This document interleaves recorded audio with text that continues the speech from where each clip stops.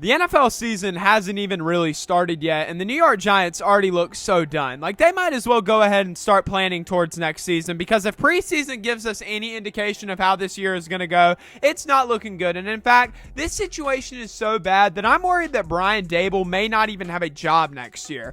I really was confused when the Giants gave Daniel Jones a $160 million contract, making him at the time the NFL's highest paid quarterback. But now I'm like really confused, because the guy has been a bum every other year, right? He has one solid year, and it so happens to be his contract year. He gets a bag, he gets hurt, and you can't blame Daniel Jones. That is completely out of his control. But he comes back for preseason, and what does he do? He throws 2 interceptions, one of those being a pick 6. Like, the media is calling it a mixed preseason game, but I call it what it is. It was a trash preseason game. Daniel Jones played terrible, and you've got people on social media like, what are we going to do with Daniel Jones? And I tell you what you're going to do with Daniel Jones, and that's absolutely nothing, because Daniel Jones is so overpaid that there is not a team, maybe the Carolina Panthers, no, in all seriousness, there is not a team that's going to look at Daniel Jones and say, yeah, he's worth that contract. He's worth that 4-year, $160 million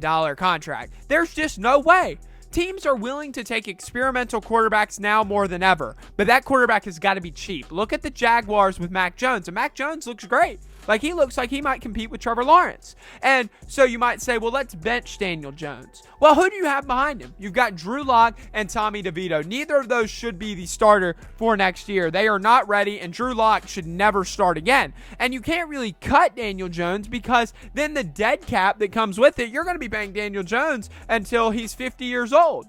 There is no fire on the offense. Your only source of that fire from last year, Saquon Barkley, is now a Philadelphia Eagle. So the Giants are really in need of a star playmaker. And I believe they have a potential one in Malik Neighbors. But, like, he's an NFL rookie with a crappy quarterback. So the chances of him being that sole playmaker are slim to none. I really feel bad for Neighbors, because I really think that he's going to be a great wide receiver. But I don't know how we can judge him until he gets a different quarterback, or Daniel Jones just massively proves me wrong. I also think that the Giants might want to think about getting another explosive wide receiver or a great running back, which is super hard to find in today's NFL.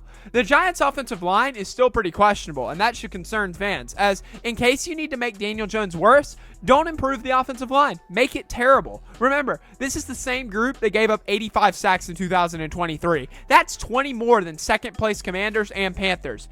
85 sacks is absolutely insane. You want to hear some good news, New York fans? Well, your defense is low-key really nice. Built around a core of Dexter Lawrence, Kayvon Thibodeau, and newcomer defensive end Brian Burns, who they acquired in a trade. Now, the secondary is a little iffy. A lot of analysts don't really like the Giants secondary. I personally think it's fine. I think it has potential, and with new defensive coordinator Shane Bowen, it'll be interesting to see what they will be able to do.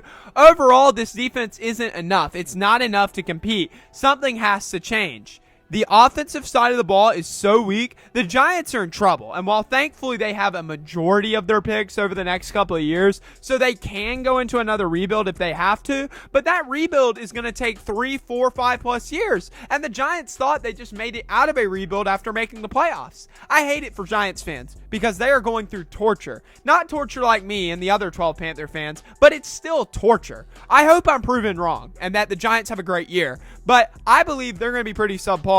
I believe they will have a top 10 pick in next year's draft. And you might say, well, they can just get a quarterback next year and cut their losses with Daniel Jones. And that's true, as the quarterback class next year is pretty deep. Quinn Ewers, Carson Beck, Shadur Sanders, and my guy Jalen Milroe.